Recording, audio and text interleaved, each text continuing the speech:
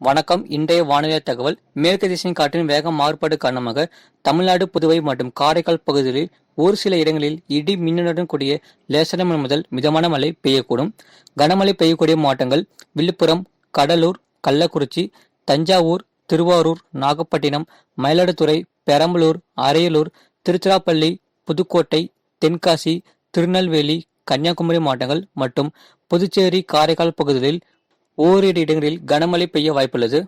வரக்கூடிய நாட்களில் அனைத்து மாவட்டங்களிலும் ஒரு லேசான மழை முதல் கனமழை பெய்ய வாய்ப்புள்ளது. குறிப்பா மாலை மற்றும் இரவு நேரத்தில் அந்த மழையானது பதிவாக கூடும். சென்னை பொறுத்தவரை அடுத்த மாதத்தில் வானம் ஓரளவு மேகமூட்டத்துடன் காணப்படும். நகரின் ஒரு சில பகுதிகளில் லேசான மழை பெய்யக்கூடும்.